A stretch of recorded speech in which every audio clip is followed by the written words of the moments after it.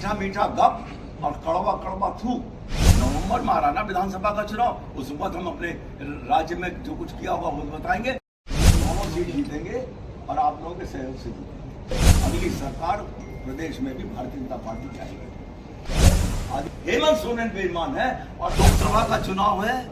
भारत सरकार का नेतृत्व माननीय प्रधानमंत्री नरेंद्र मोदी कर रहे हैं। लोकसभा के चुनाव में नौजवान जवाब देगा। छोटा जना चना बाजे गना।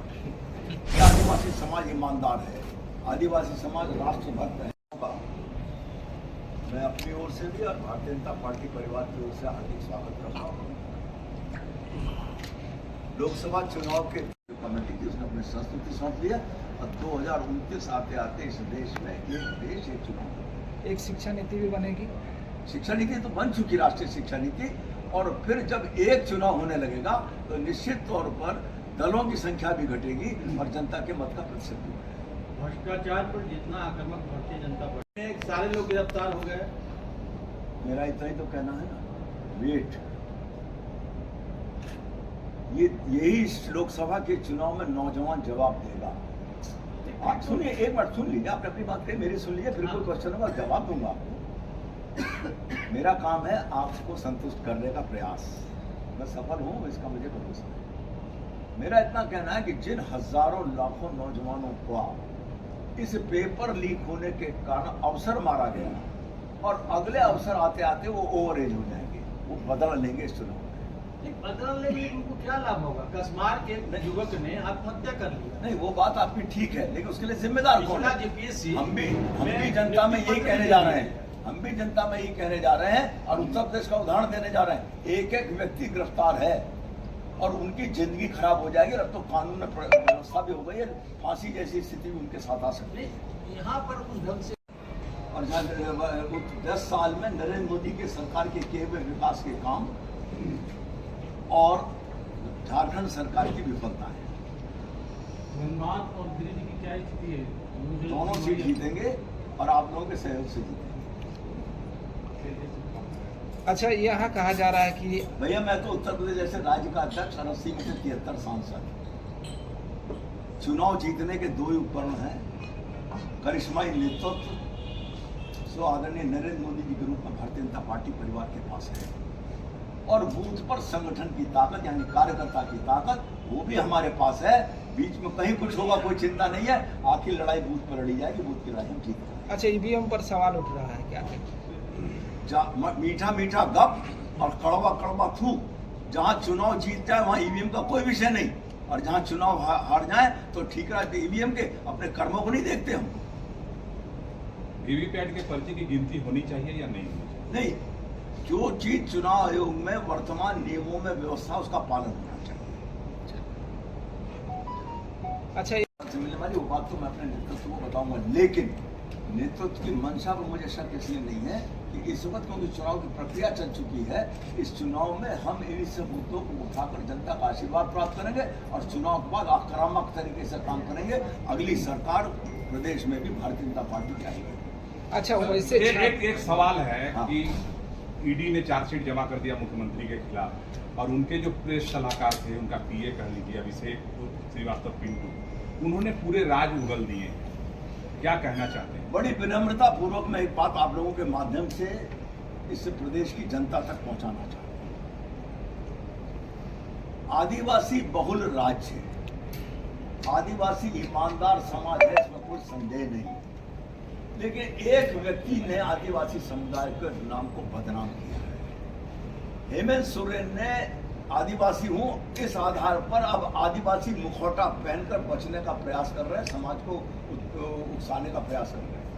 लेकिन क्या बताएंगे हेमंत सोरेन जी? अब तो आज पिंटू ने खोल ही दिया सारा राज। उनकी भ्रष्टाचार की जो श्रृंखला है, सूची है, उसमें कोई और आदिवासी भी है क्या? वो मेरी बात को प्रमाणित करता है कि आदिवासी समाज ईमानदार है, आदिवासी समाज राष्ट्रभक्त है, आदिवासी समाज बेईमान नहीं है। हेमंत सोरेन बेईमान है, और अगर वो आज आदिवासी समाज का मुखौटा पहन कर बचने का प्रयास कर रहे हैं तो ये आदिवासी समाज के साथ धोखा। लेकिन कह रहा है कि जो है ना झुकेगा ना रुकेगा। अच्छा, एक बार थोता जना चना बाजे गना। हमने क्या किया? हम वही किए जो आज वो बेच रहे हैं। एक फिर वो बात करूंगा मैंने किसी काम को शुरू किया तो मैं ये टारगेट क्यों नहीं रखता कि मुझे 5 साल तक सरकार मैं 4.5 साल में उस काम को पूरा करके उसका लोकार्पण कर जाऊं, उद्घाटन कर जाऊं। ये उनकी अकर्मण्यता है जो आज उन्हें कहने के लिए बाध्य होना पड़ रहा है कि हमने काम शुरू किया। अरे भाई काम शुरू किया तो खत्म भी करते। किसी भी प्रोजेक्ट का टाइम अगर 4 साल है तो उतने ही पैसे में निपट जाता है। 7 साल हो जाता है तो उस पर कॉस्टिंग बढ़ जाती है और उसमें से भ्रष्टाचार करने का मौका मिलता है। एयरपोर्ट आपके बगल में बैठे विधायक जी, एयरपोर्ट उनके कार्यकाल में चालू हुआ और इनका चालू कार्यकाल नहीं खत्म हुआ। होने वाला। नहीं हुआ। इनके कार्यकाल में उसका जो है नींव रखी गई, लेकिन अब लगता है कि इनका कार्यकाल खत्म हुआ लेकिन अभी तक चालू नहीं हुआ। 5 साल खत्म होने जा रहा है। इनका कार्यकाल से पहले का शिलान्यास बिल्कुल तो सही। माननीय विधायक जी के कार्यकाल में हुआ। विधायक जी भाजपा के कार्यकर्ता हैं। भारत सरकार ने क्या, भारत सरकार तीसरी बार में भारत सरकार आ रही है, नरेंद्र मोदी के नेतृत्व में वही करेगी। अच्छा, कांग्रेस एक चीज कह रही है कि जो भाजपा कह रही थी कि 1 करोड़ को रोजगार देंगे, अब वो नारा लगा रहे हैं कि हम जो है अब रोजगार देंगे जब सत्ता में। अब तो वो भी कह रहे हैं कि हम गारंटी देंगे। गारंटी दे किसी व्यक्ति का, राजनीतिक व्यक्ति और राजनीतिक दल की कही गई बात पर विश्वास होता है उसके पिछले कृतित्व के आधार पर। आदरणीय नरेंद्र मोदी जी ने गारंटी के नाम पर वचनबद्धता दी है देश की जनता को कि जो हमने कहा उसको पूरा करेगा। लगभग उनको पूरा किया है। कल हमारी इस साल के लोक कल्याण संकल्प पत्र की बैठक हो चुकी, 2-4 दिन में आपके सामने आ जाएगा।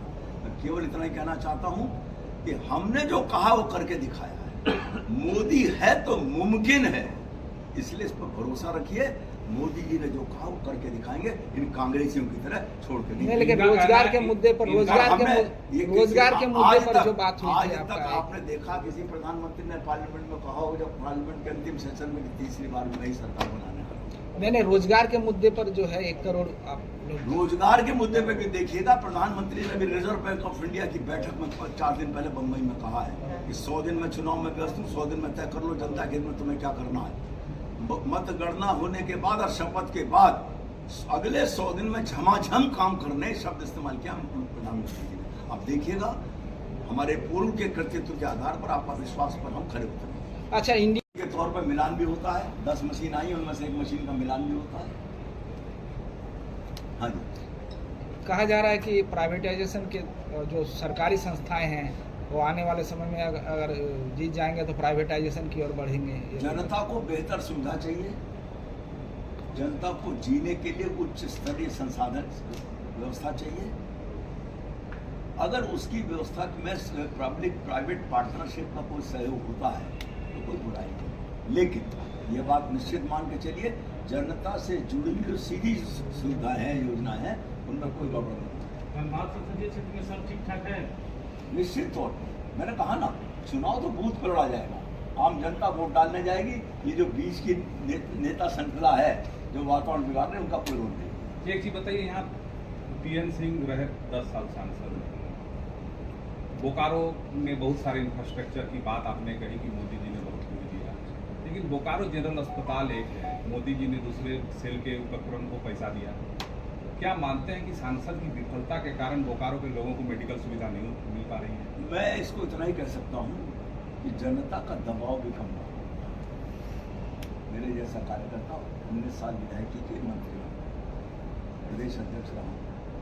जनता का दबाव और कार्यकर्ता का दबाव महसूस करो, कोई आपसे गलती नहीं। तो क्या गलती हुई है पीएन सिंह से?